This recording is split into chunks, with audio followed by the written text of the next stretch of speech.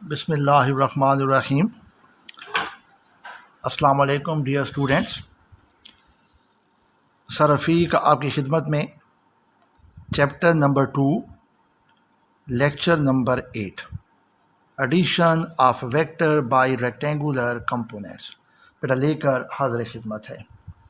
उम्मीद है कि आपने पिछले आर्टिकल को पढ़ा होगा, समझा होगा और उसकी प्रैक्टिस भी की होगी। आज हमारा एक बहुत इम्पोर्टेंट आर्टिकल और एग्ज़ामिनेशन पॉइंट ऑफ व्यू से बहुत इम्पोर्टेंट, और ये है addition of vector by rectangular components. बेटा आप जानते हैं कि वेक्टर्स को ऐड करने का जो आम तौर पे तरीका होता है वो है अपना हेड टू टेल रूल। हम यहाँ पे हेड टू टेल रूल भी इस्तेमाल करेंगे और साथ साथ हम रेक्टेंगुलर कंपोनेंट का भी इस्तेमाल करेंगे। अब देखते हैं ज़रा, अगर हमारे पास दो वेक्टर्स हों, ये हमारे पास एक्स एक्सिस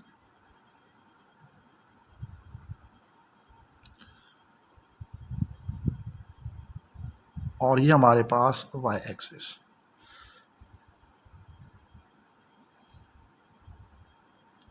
एक वेक्टर हमारे पास है वेक्टर ए, ये वेक्टर ए है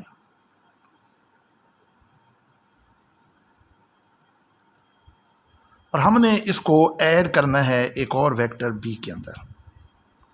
ये हमारे पास वाई एक्सिस, ये हमारे पास एक्स एक्सिस, ये एक्स हो गया, ये हमारे पास ओरिजिन, ये क्या हो गया वाई एक्सिस, और ये हमारे पास एक और वेक्टर है वेक्टर बी। ये बेटा दो वेक्टर्स हैं जिनको हमने आपस में ऐड करना है। अब आप देख रहे हैं ये वेक्टर ए और ये वेक्टर बी। बेटा सबसे पहले हम इनको ऐड करेंगे by the method of head to tail rule.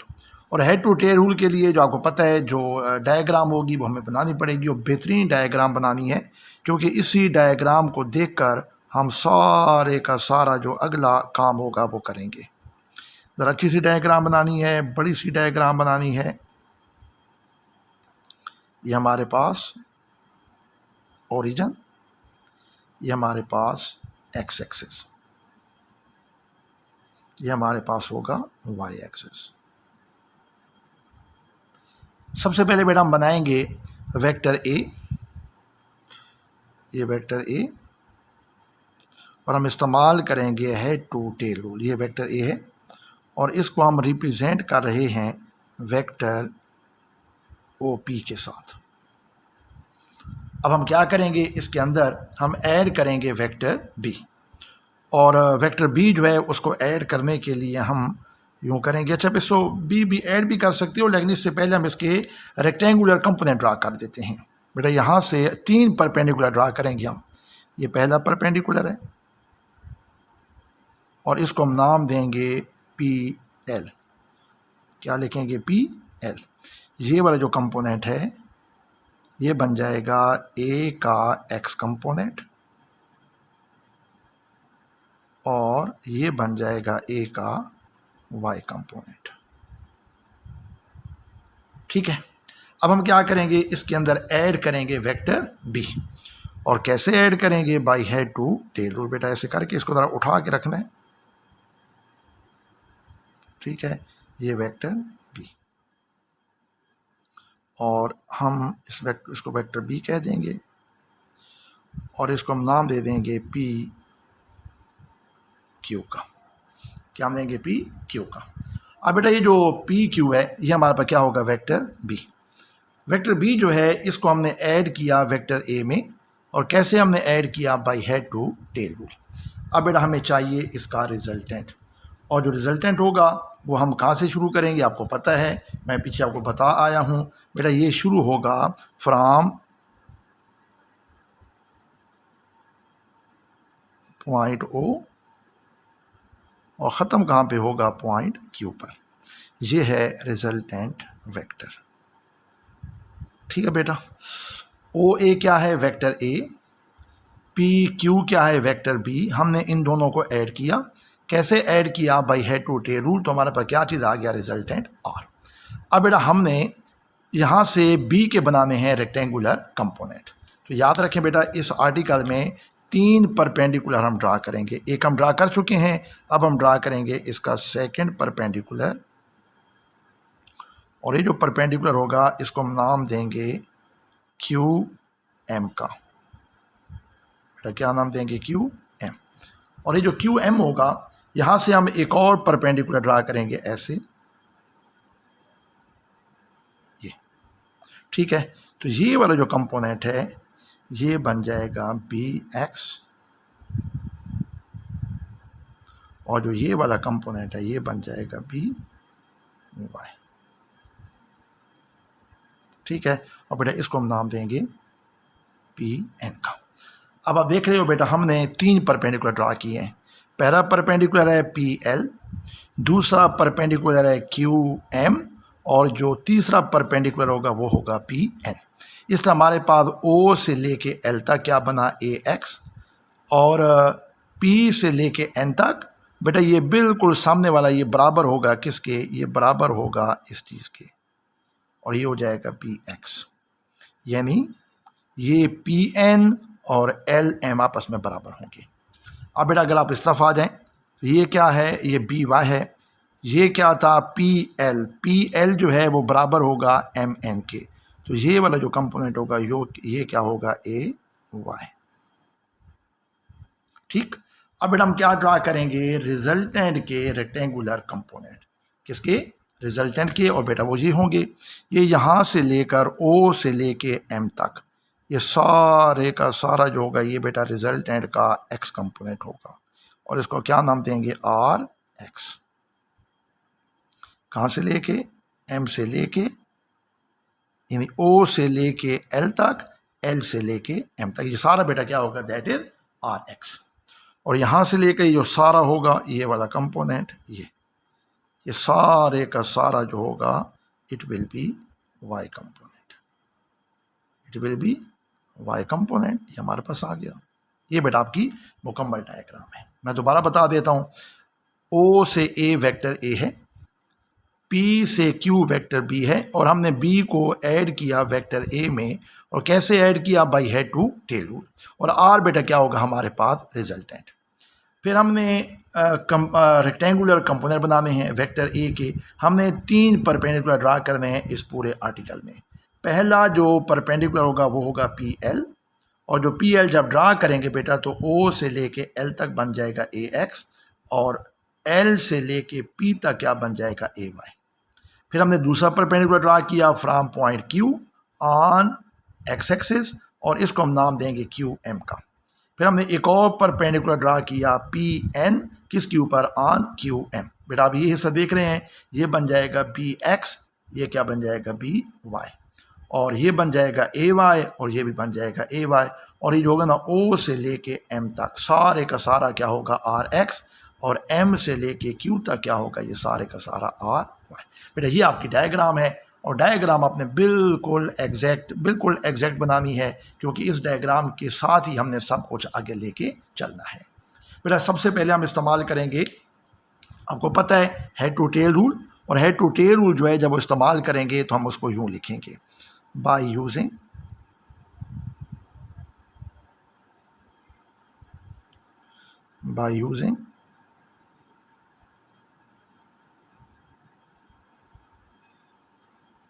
Head to tail rule.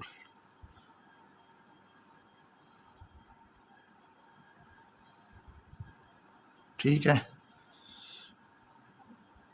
और बेटा आप जानते हैं हेड टू टेल रूल कैसे लिखेंगे, डायग्राम आपको बता रही है। सबसे पहले हम लिखेंगे ओ से लेके क्यू तक, जो कि बेटा रिजल्टेंट होगा, और ये हम यूँ लिखेंगे ओ से लेकर पी तक, और फिर P से लेके Q तक। ठीक है, ये। और जब इसकी वैल्यू पुट करेंगे तो ये आ जाएगा R vector is equal to, ये आ जाएगा वेक्टर A और प्लस वेक्टर बी। अब बेटा ये जो मैंने डायग्राम बनाई है उसको देखकर मैंने लिखा है, तो मैंने क्या इस्तेमाल किया, हेड टू टेल रूल। और हेड टू टेल रूल मैंने लगाया ओ से लेके क्यू तक, बेटा किसके बराबर होगा, ओ से लेके पी तक और पी से लेके क्यू तक।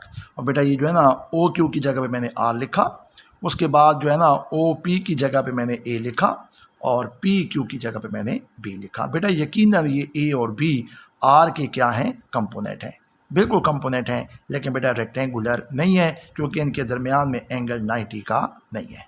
अब हम क्या करेंगे, अब हम बेटा रास्ता तब्दील करेंगे। रास्ते से मुराद है बेटा पहले हम जाएंगे ओ से एम, फिर हम जाएंगे एम से क्यू। बेटा मैं पे टर्न करने वाला हूँ, अब ज़रा डायग्राम को सामने रखेंगे और इसी को देख देख कर फिर हमने लिखना है। अब आप देख रहे हैं ओ से लेके एम तक, ओ से लेके एम तक बेटा ये आर एक्स है, एम से लेके क्यू तक ये आर वाई है, साथ ओ से लेके एल तक ए एक्स है और एल से लेके एम तक क्या होगा, बी एक्स। बेटा एम से एन तक क्या होगा, ए वाई, और एन से क्यू बेटा क्या होगा, बी वाई। अब मैं एक दफ़ा फिर रिपीट कर दूं, बेटा हमारे पास दो वेक्टर्स थे, एक वेक्टर ए था और एक वेक्टर बी था। हमने उनको ऐड किया बाय देयर रेक्टेंगुलर कंपोनेंट और हमने पहले बेटा इस्तेमाल किया head to tail rule. Head to tail rule लगाकर हमने इनका रिजल्टेंट निकाला जो कि आर है। फिर हमने इनके रेक्टेंगुलर कंपोनेंट बनाने के लिए बेटा हमने तीन परपेंडिकुलर ड्रा किए, पहला परपेंडिकुलर पी एल, दूसरा परपेंडिकुलर क्यू एम और तीसरा परपेंडिकुलर पी एन। ठीक, अब हमारे पास जो हेड टू टेल रूल है उसके मुताबिक O Q is equal to O P plus P Q, फिर ये आ जाएगा R is equal to A plus B. बेटा ये ए और बी कंपोनेंट तो हैं लेकिन बेटा रेक्टेंगुलर नहीं है। ठीक है, अब बेटा हम रास्ता बदलेंगे और हम रिजल्टेंट को फाइंड करेंगे किस किस को ऐड करके, ओ से एम, एम से क्यू। बेटा आप देख रहे हो यहाँ पे एंगल कितना बन रहा है, 90 का। इसलिए बेटा अब हम रास्ता बदलेंगे और रेक्टेंगुलर कंपोनेंट की शक्ल में हम इसको अब हासिल करेंगे।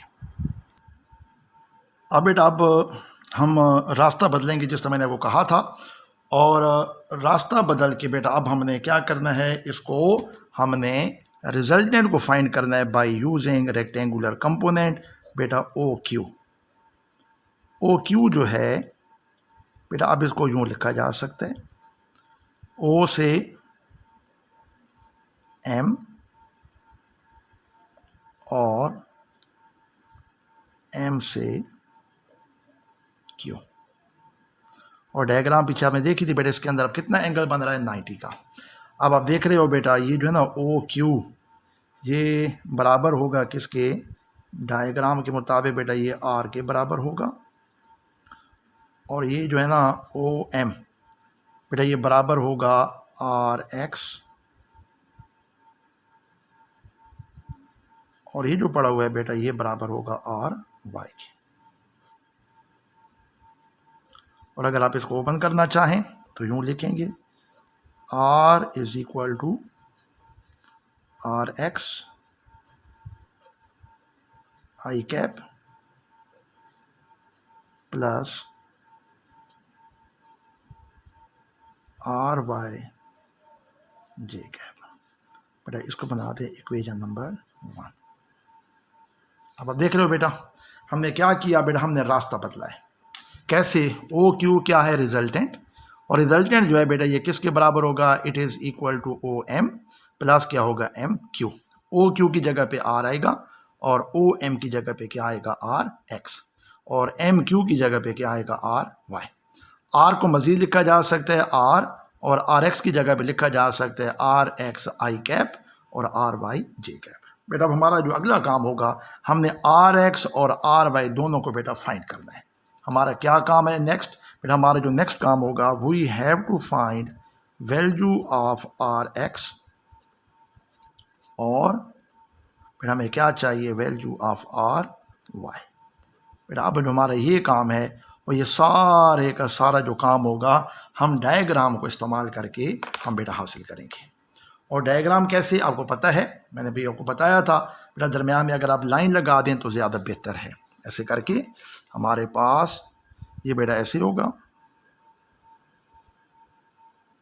इधर हम लेंगे एक्स कंपोनेंट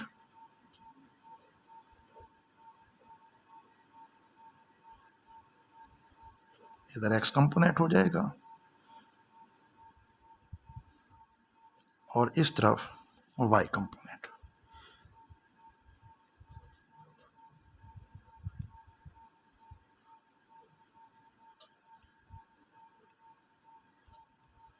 ठीक है। अब बेटा ज़रा दोबारा चलें अलॉन्ग एक्स एक्सिस, ज़रा डायग्राम को सामने रखेंगे तो ओ से लेके एम तक, ओ से लेके एम तक बेटा दो चीज़ों का सम था, ओ से लेके एल तक और एल से लेके एम तक। बेटा ये डायग्राम सामने रखेंगे तो आपको समझ आ जाएगी कि ये जो है ना ओ से एम किसकी इक्वल है, ओ से एल और फिर एल से एम। बेटा ये जो ओ एम है आपको पता है ये किसके बराबर होगा, it is equal to R X, और ये जो ओ एल होगा ये बराबर होगा किसके, ए एक्स, और जो एल एम होगा बेटा ये बराबर होगा बी एक्स। अब बेशक ऊपर से लाइन हटा दें, ये आ जाएगा आर एक्स साथ आई कैप, फिर हो जाएगा ए एक्स साथ आई कैप, फिर हो जाएगा बी एक्स और साथ आई कैप। बेटा दोनों साइडों से आई को आप कॉमन ले लें, दोनों साइडों से आप आई को कॉमन लेके बेटा करा दें कैंसिल, तो आपके पास आ जाएगी ये रिजल्टेंट का जो एक्स कंपोनेंट होगा बेटा उसकी मैग्नीट्यूड, ये आ जाएगा ए एक्स और प्लस बी एक्स। तो यहाँ से हम ये भी कह सकते हैं बेटा जो वेक्टर्स के एक्स कंपोनेंट होते हैं उनका सम किसके बराबर होगा, रिजल्टेंट के एक्स कंपोनेंट के इक्वल। अब बेटा हम चलते हैं अलॉन्ग वाई एक्सिस, ज़रा डायग्राम को फिर जहन में लाएं। बेटा एम से लेकर क्यू तक, एम से लेके क्यू तक ये किसकी इक्वल था, एम से लेके एन तक और एन से लेके क्यू तक। ठीक है बेटा, अब यहाँ वैल्यू पुट कर दें, ये बराबर हो जाएगा आर वाई के, ये इज इक्वल टू हो जाएगा ए वाई के, ये बेटा इक्वल हो जाएगा बी वाई के। बेशक अब आप ऊपर से लाइन हटा लो और आप ले लेंगे इसकी मैग्नीट्यूड, बेटा ये आ जाएगा J cap is equal to A Y J cap plus B Y और जे कैप। बेटा जे को दोनों साइडों से कॉमन लेकर आप इसको कैंसिल करा दें, तो ये आ जाएगा R Y is equal to A Y plus B Y. बेटा ये जो हमने फाइंड किया ना आर एक्स और आर वाई, ये दोनों के दोनों बेटा ये भी और ये भी दोनों क्या है बेटा, रिजल्टेंट आर के रेक्टेंगुलर कंपोनेंट हैं। आपको पता है मैंने कल आपको बताया था रेक्टेंगुलर कंपोनेंट कौन से होते हैं बेटा, ये ऐसे कंपोनेंट होते हैं जिनके दरमियान में कितना एंगल होता है 90 का। तो मैंने जिस तरह कल आपको बताया था, उम्मीद है आपको याद होगा पिछले लेक्चर नंबर 7 के अंदर, कि जब एक आर एक्स होगा एक आर वाई होगा तो बेटा इनके दरमियान में कितना एंगल बनेगा 90 का। कितना एंगल होगा 90 का, और जब 90 का एंगल बनेगा तो फिर ये बन जाते हैं रेक्टेंगुलर कंपोनेंट्स। और बेटा आपको पता होना चाहिए जब रेक्टेंगुलर कंपोनेंट बनेंगे तो फिर हम इस्तेमाल करते होते हैं पाइथागोरस थ्योरम। लिहाजा हम क्या लगाएंगे, पाइथागोरस थ्योरम लगाएंगे और फाइंड करेंगे रिजल्टेंट की मैग्नीट्यूड। अब बेटा पाइथागोरस थ्योरम ऐसे होगा, R magnitude can be written as, ये आ जाएगा आर एक्स इसका स्क्वायर प्लस आर वाई इसका स्क्वायर और सारे का बेटा आ जाएगा स्क्वायर रूट। ये आपके पास क्या चीज़ आ गया बेटा, ये आ गया आपके पास पाइथागोरस थ्योरम। अब हम इसके अंदर इसकी वैल्यू पुट करेंगे तो ये आ जाएगा R can be written as, R magnitude can be written as, बेटा वैल्यू पुट कर देंगे स्क्वायर रूट के अंदर। आर एक्स अब किसकी इक्वल है, ये होगा ए एक्स प्लस बी एक्स और इसका स्क्वायर प्लस ये आ जाएगा A Y plus B Y और इस सारे का होल स्क्वायर। फिर बेटा हम ले लेंगे इसको कंप्लीट कर देंगे स्क्वायर रूट को, ये सारा ठीक है। ये हमारे पास क्या चीज़ आ गया, ये आ गया रिजल्टेंट की मैग्नीट्यूड। बेटा अब ये जो दो वैल्यूज हैं इनको आप इस जगह पुट भी कर सकते हैं, ठीक है। अब बेटा जब हम इसकी मैग्नीट्यूड ले लेंगे तो ये आ जाएगा R is equal to A x plus B X whole square plus A Y plus B Y whole square, सारे का स्क्वायर रूट। और आपको पता है रिजल्टेंट के अंदर बेटा दो चीज़ें होती हैं, वेक्टर्स के अंदर दो चीज़ें होती हैं, one is the magnitude, other is the direction. और डायरेक्शन फाइंड करने के लिए भी मैंने आपको बताया था कि बेटा जब आपको एक्स कंपोनेंट गिवन हो, आपको वाई कंपोनेंट गिवन हो, तो हम इस्तेमाल करते होते हैं टेन थीटा।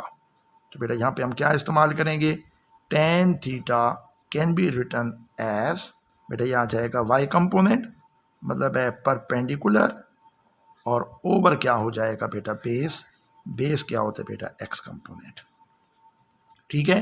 तो जब हम डायरेक्शन की बात करेंगे तो टेन थीटा को फाइंड किया जा सकता है R Y over R X को डिवाइड करके। बेटा हमारा अगला जो स्टेप होगा हमने इसके अंदर वैल्यूज को पुट करना है। बेटा याद रखना है हमेशा ऊपर आर वाई होगा, नीचे आर एक्स होगा। अब बेटा हम फाइंड करेंगे एंगल थीटा, और थीटा फाइंड करने के लिए थीटा इज इक्वल टू क्या आ जाएगा, टेन इनवर्स, टेन इधर आएगा तो क्या बन जाएगा टेन इनवर्स। अब बेटा यहाँ वैल्यू पुट कर दें, ऊपर क्या था आर वाई की जो वैल्यू है ये आ जाएगी a Y plus B y, यानी वाई कंपोनेंट ऊपर divided by its x component A x plus B x. बेटा अगर सवाल आपसे पूछा जाए addition of vector by rectangular components of two vectors, तो बेटा जब टू वेक्टर्स होंगी तो यहाँ तक ये क्वेश्चन मुकम्मल है। लेकिन आमतौर पे जो आपसे सवाल पूछा जाता है वो ये होता है कि आप उसको बताएं फॉर एन वेक्टर्स। तो बेटा अब हम इसको क्या करेंगे, जनरलाइज करेंगे फॉर एन वेक्टर्स। बेटा जब एन वेक्टर्स आएगा तो हम इसको अब हम क्या करेंगे, जनरलाइज करेंगे, मैग्नीट्यूड को भी और इसके एंगल को भी। फॉर एन वेक्टर्स के लिए बेटा यूं होगा R magnitude can be written as, ये आ जाएगा A x plus B x plus C X. बेटा ये तीसरा वेक्टर होगा, फिर चौथा, फिर पांचवा, जो भी होगा इधर आगे चलते जाना है, इसका स्क्वायर। फिर हो जाएगा ये आ जाएगा ए वाई, फिर हो जाएगा बी वाई, फिर हो जाएगा सी वाई और एंड सो ऑन, और इसका भी स्क्वायर। सारे का बेटा क्या ले लेंगे हम, स्क्वायर रूट। ये हमारे पास आ जाएगा एन वेक्टर्स की magnitude by the addition of their rectangular component. बेटा तीन होंगे तो तीन, चौथा होगा तो डी एक्स आ जाएगा, इस हम आगे चलते जाएंगे। और जब हम एंगल की बात करेंगे तो ये आ जाएगा theta is equal to ten inverse, ये आ जाएगा टेन इनवर्स इंटू ये आ जाएगा A Y plus B Y plus C Y and so on. और फिर हम इसको डिवाइड करेंगे किसके साथ, विद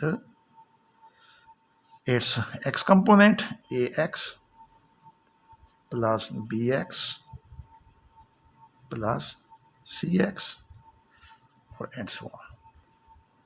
बेटा यहाँ तक ये आपका आर्टिकल कंप्लीट है। हाँ थोड़ी सी अभी हम बात करते हैं कि ये जो एंगल थीटा होता है हम बेटा इसको फाइंड कैसे करते होते हैं, लेकिन मैं थोड़ा सा पहले आपको रिवाइज करा दूं कि ये कैसे हुआ सारा काम। बेटा यहाँ से मैं शुरू करूँगा। हमने क्या कहा था बेटा, addition of vector by rectangular components. Diagram सामने रखेंगे, ओ क्यू बराबर किसके होगा, O M plus M Q. O Q की जगह पे आर आएगा, ओ एम की जगह पे आर एक्स आएगा, एम क्यू की जगह पे आर वाई आएगा। हम इसको ओपन करेंगे, आर एक्स और साथ आई कैप, ये अपना हॉरिजॉन्टल जो है ना अपना रिजल्टेंट वेक्टर का एक्स कंपोनेंट है, ये बेटा उसकी डायरेक्शन है। ये क्या है, रिजल्टेंट वेक्टर का वाई कंपोनेंट है, ये उसकी डायरेक्शन है। और हमें क्या फाइंड करना है, we have to find R x and R y. इसके लिए बेटा हमने क्या किया, हमने उसी डायग्राम को बेटा आगे बढ़ाया along x axis and along y axis, x components और उसके वाई कंपोनेंट। डायग्राम को सामने रखेंगे तो ओ एम बराबर होगा O L plus L M. O M की जगह पे आएगा आर एक्स, ओ एल की जगह पे आ जाएगा A Y A x, L M की जगह पे आ जाएगा पी एक्स। फिर जब इसके ऊपर से लाइन हटाएंगे तो बेटा साथ आई कैप दोनों के साथ आ जाएगा, आई कैप को कॉमन निकाल के कैंसिल कर दें तो बेटा ये जो चीज़ होगी that is the magnitude of x component of resultant. फिर इसी तरह डायग्राम आप बिल्कुल सामने रखेंगी, बना लेंगी पेज के ऊपर। एम क्यू बराबर होगा एम एन प्लस क्या होगा एन क्यू। बेटा ये आ जाएगा आर वाई, ये आ जाएगा ए वाई, ये हो जाएगा बी वाई। ऊपर से लाइन हटा दें, आप इसके साथ लिख देंगे जे कैप, इसके साथ भी जे कैप। जे कैप को बेटा कॉमन निकाल के कैंसिल करा दें तो ये आपके पास आ जाएगा रिजल्टेंट का वाई कंपोनेंट। आपको पता है बेटा ये वाई कंपोनेंट है, ये एक्स कंपोनेंट है, आप इसको इस जगह पे पुट भी कर सकते हैं। ठीक, तो बेटा ये आपको पता है एक्स ये वाई दोनों के दरमियान में कितना एंगल होगा, 90 का। 90 का जब एंगल होता है तो आपको पता है ये रेक्टेंगुलर कंपोनेंट होते हैं, और रेक्टेंगुलर कंपोनेंट जब होते हैं तो फिर हम इस्तेमाल करते हैं पाइथागोरस थ्योरम। बेटा मैंने ये पाइथागोरस थ्योरम लगाया है, R magnitude is equal to R x का स्क्वायर प्लस आर वाई का स्क्वायर सारे का स्क्वायर रूट। मैंने आर एक्स की वैल्यू पुट कर दी है, मैंने आर वाई की वैल्यू पुट कर दी है, ये बेटा तुम्हारे पास आ गई रिजल्टेंट की मैग्नीट्यूड। जब हम एंगल निकालेंगे tan theta is equal to R Y over R x. मैंने कल भी बताया था बेटा यहाँ पे हमें एक्स कंपोनेंट गिवन है, हमें वाई कंपोनेंट गिवन है, इसलिए हम क्या लगा रहे हैं tan थीटा। थीटा tan को उधर ट्रांसफर कर दें तो ये आपके पास आ जाएगा theta is equal to tan inverse a Y plus B y over a x plus B x. बेटा ये था फॉर टू वेक्टर्स। और आपको पता है एक चीज़ जब दो वेक्टरों के लिए ठीक होती है तो वो किसी नंबर के लिए भी ठीक होती है। तो हम क्या करेंगे, अब इसको जनरलाइज करेंगे फॉर एन वेक्टर्स। तो इसी रिजल्टेंट को हम यूँ लिख सकते हैं R is equal to A x plus B x plus C x, आगे डी एक्स जो भी होगा चलते जाएंगे। बेटा ये एक्स का स्क्वायर और ये सारे के सारे वाई कंपोनेंट का स्क्वायर पे सारे का स्क्वायर रूट। इसी तरह बेटा हम डायरेक्शन को भी कंसिडर कर सकते हैं। अब आ जाए ये जो थीटा होता है बेटा इसको कैसे फाइंड करेंगे, इसको ज़रा ध्यान से समझना है। बेटा याद रखना है थीटा फाइंड करने के लिए हम कुछ कोऑर्डिनेट एक्सिस का इस्तेमाल करते हैं। आपको पता है इसको हम कहते होते हैं वाई एक्सिस। ठीक, ये आ जाएगा वाई प्राइम, बेटा ये हो जाएगा आपके पास एक्स एक्सिस। ठीक, और ये हो जाएगा एक्स, ये क्या हो जाएगा एक्स प्राइम। और आप अच्छी तरह जानते हैं बेटा इसको क्या कहते हैं, ओरिजिन।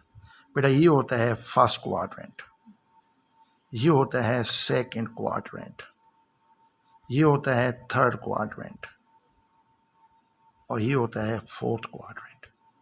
मैं बेटा वैल्यूज जिनकी बात करूं वो आर एक्स और आर वाई हैं। अगर आर एक्स और आर वाई जब इनकी वैल्यूज हम फाइंड करते हैं और दोनों के दोनों बेटा ये क्या आ जाए पॉजिटिव, ये दोनों क्या हो पॉजिटिव, तो हमारा जो रिजल्टेंट होगा बेटा वो किस में होगा, our resultant will be in the first quadrant, our resultant will be in the first quadrant. और बेटा यहाँ विद रिस्पेक्ट टू जो एक्स एंगल बनेगा हम उसको बेटा कंसिडर करेंगे फाई। क्या कंसिडर करेंगे, फाई। और हमें किसी किस्म की कोई चीज़ ऐड करने की ज़रूरत नहीं है। क्यों नहीं है, क्योंकि बेटा ये फर्स्ट क्वाड्रेंट है और फर्स्ट क्वाड्रेंट के अंदर किसी किस्म के वेक्टर को ऐड करने की ज़रूरत नहीं होती। मैं आपको मिसाल देता हूँ, अगर हमने इनको सॉल्व किया हमारे पास एंगल आ गया 45, कितना आ गया 45, तो बेटा 45 ऑलरेडी फर्स्ट क्वाड्रेंट में है, लिहाजा हमें इसको किसी किस्म का कोई एडिशन करने की ज़रूरत नहीं है। लेकिन जब हम इस क्वाड्रेंट के अंदर आएंगे, जब हमारे पास सेकेंड होगा, और आपको पता है सेकेंड के अंदर क्या होता है बेटा, एक्स नेगेटिव और y पॉजिटिव। जब ये सेकेंड क्वाड्रेंट आएगा तो याद रखें बेटा ये सेकेंड क्वाड्रेंट 180 से छोटा होता है। बेटा ये y एक्सिस की कोई अहमियत नहीं है, इसलिए हम क्या करेंगे, इसको सेकेंड में लाने के लिए क्या करेंगे, इसको 180 में से माइनस करेंगे, ताकि जब देखो ना जब ये 45 आएगा और सेकेंड क्वाड्रेंट होगा तो बेटा हम इसको यहाँ बनाएंगे। ऐसे, ठीक है। और ये वाला एंगल कितना हो जाएगा, दैट एंगल विल बी, मैं नीचे लिख रहा हूँ बेटा, ये हो जाएगा phi is equal to 180 minus theta. और अगर इसको मज़ीद मैं आगे करता जाऊँ तो 180 डिग्री माइनस 45, तो बेटा ये आ जाएगा 135। क्योंकि मैंने आपको पीछे बताया था सारे एंगल कहाँ से मेजर किए जाते हैं with respect to positive x axis, तो बेटा ये जो सारा एंगल होगा ये कितना होगा 135 with respect to positive x axis. तो याद रखना है बेटा, जब ये सेकंड में आएगा तो सेकंड क्वाड्रेंट में आपने उसको लाने के लिए क्या करना है, 180 में से माइनस करना है। लेकिन बेटा ये ख्याल रखना है, ये चीज़ों को याद भी रखना है। अब अगर आ जाए थर्ड क्वाड्रेंट, थर्ड के अंदर ये उस वक्त आएगा जब आर एक्स की वैल्यू भी नेगेटिव और आर वाई की वैल्यू भी नेगेटिव। और आप देख रहे हो बेटा ये थर्ड है, और जो थर्ड होता है ये 180 से बड़ा होता है, 180 से बड़ा होगा। तो बड़ा करने के लिए आपको पता है क्या करेंगे, 180 के अंदर इसको प्लस करेंगे, 180 प्लस बेटा कितना हो जाएगा थीटा, ये हो जाएगा 180 और प्लस कितना 45। इसको अगर आप ऐड कर लें तो कितना आ जाएगा, ये आ जाएगा 5 और 225, ठीक है। ये बेटा आ जाएगा सेकंड में। और अब आपका जो रिजल्टेंट होगा बेटा वो यहाँ पे होगा, ये इधर, ये ऐसे, ठीक है। और अगर आप इसको शो करें with respect to positive x axis तो बेटा ये ऐसे आएगा। जो मैं ग्रीन के साथ बना रहा हूँ बेटा ये इसका एंगल है ऐसे, और ये सारा यहाँ से लेकर ये सारे का सारा कितना होगा, दैट विल बी 225। और जब हम बात करेंगे फोर्थ क्वाड्रेंट की बेटा, ये उस वक्त आएगा जब आर एक्स क्या होगा पॉजिटिव और आर वाई क्या होगा नेगेटिव। और आपको पता है ये चौथा क्वाड्रेंट है, और ये बेटा इस जगह पे 0 भी होता है और इस जगह पे 360 भी होता है। मैंने आपको कहा भी है अभी कि एक्स एक्सिस की अहमियत है, वाई की अहमियत नहीं है। तो बेटा इसको हमने कम करना है। इसको कम करने के लिए क्या करेंगे, बेटा हम इसको इसमें से 360 में से माइनस कर लेंगे। क्या करेंगे, 360 में से माइनस करेंगे तो बेटा ये किस में आ जाएगा, ये आ जाएगा इन द फोर्थ क्वाड्रेंट। तो अगर आप इसको 360 में से माइनस करेंगे तो ये आ जाएगा, माइनस करें ये 45, इसमें जब माइनस करोगे तो बेटा ये आ जाएगा तकरीबन 315।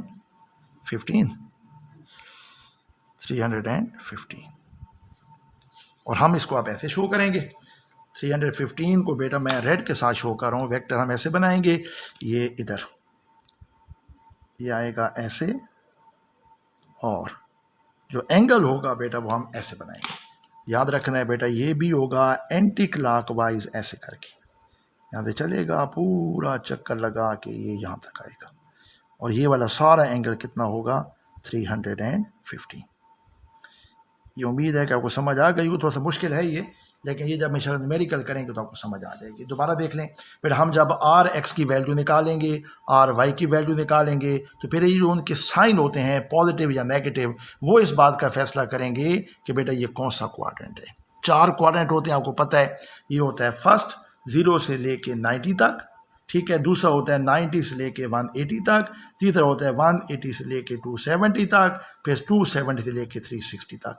मैंने 90 और 270 लिखे नहीं है ताकि आप कंफ्यूज ना हो, क्योंकि बेटा जितने भी एंगल होते हैं with respect to x axis measure किए जाते हैं। अब अगर फर्स्ट क्वाड्रेंट होगा, आर एक्स भी पॉजिटिव, आर वाई भी पॉजिटिव, तो बेटा मैं किसी किस्म की कोई एडिशन की ज़रूरत नहीं होती, और यही जो तुम्हारा वेक्टर होगा जो आएगा बेटा ये तुम्हारा आंसर होगा। ये जो ना ये जो एंगल थीटा है ये जर्नल एंगल है। ये जो फाई होगा ये है बेटा with respect to positive x axis. तो जितना एंगल होगा 45 है तो बेटा ये 45 शो करेगा। जब सेकंड में आ जाओगे, यानी R x negative R y positive, तो बेटा फिर क्या करोगे, उसको 180 में से माइनस, क्योंकि ये 180 से छोटा होता है और तुमको पता है छोटा करने के लिए ऑटोमेटिकली आप उसको माइनस करोगे। 180 में से 45 को माइनस करोगे 135। जब ये थर्ड में आ जाएगा, दोनों जो उसके कंपोनेंट हैं नेगेटिव होंगे, तो बेटा ये 180 से बड़ा है, इसलिए हम इसके अंदर क्या करेंगे, ऐड करेंगे। और जब ये फोर्थ क्वाड्रेंट में आ जाएगा तो फिर ये 360 से छोटा है, इसलिए 360 में से इसको माइनस कर लेंगे। बेटा उम्मीद है आपको ये समझ आ गई होगी। ये आर्टिकल बहुत इंपॉर्टेंट है from examination point of view, इसलिए बेटा इसको अच्छी तरह याद भी करना है, समझना भी है, और सबसे जो है ना जो इम्पॉर्टेंट चीज़ है, इसकी डायग्राम बहुत अच्छी बनानी है, क्योंकि आप देख रहे हैं सारी चीज़ें मैंने डायग्राम को देख कर बनाई हैं, और इसकी प्रैक्टिस करेंगे तो आपको समझ आएगी। और प्रैक्टिस मेक यू परफेक्ट, इसलिए बेटा इसको बार बार प्रैक्टिस करें। और कोई मसला हो तो मुझसे रब्ता भी कर सकते हैं। अब टिप ऑफ द डे, बेटा हम नमाज भी पढ़ते हैं, कुरान भी पढ़ते हैं, बाकी भी हम कोशिश करते हैं कि अच्छे अमाल करें, लेकिन किसी अमाल की कबूलियत की गारंटी नहीं है। लेकिन एक चीज़ जिसकी मुकम्मल गारंटी है वो है दुरूद पाक। इसलिए बेटा टाइम निकाल कर हज़रत पाक सल्लल्लाहु अलैहि वसल्लम पर जितना हो सके ज़्यादा से ज़्यादा बेटा दुरूद पढ़ा करें। और दुरूद जो होता है ये 100% बेटा इसमें शक वाली बात ही नहीं है कि ये अल्लाह ताला लाजमी कबूल करते हैं। इसलिए बेटा जब भी मौका क्या मिले, बल्कि टाइम निकाल कर हर नमाज के बाद जितना ज़्यादा हो सके बेटा दुरूद पाक पढ़ा करें। और मेरे लिए भी दुआ मांगें, अपने माँ बाप के लिए दुआ मांगें, और सारी उम्मत मुस्लिमा को भी बेटा अपनी दुआओं में याद रखिएगा। उम्मीद है कि आप मेरी इस बात पे अमल करेंगे, इंशाल्लाह आपको फ़ायदा होगा। Wish you good luck, and इंशाल्लाह कल नेक्स्ट आर्टिकल लेके आपकी खिदमत में हाजिर होंगे। अल्लाह हाफिज़।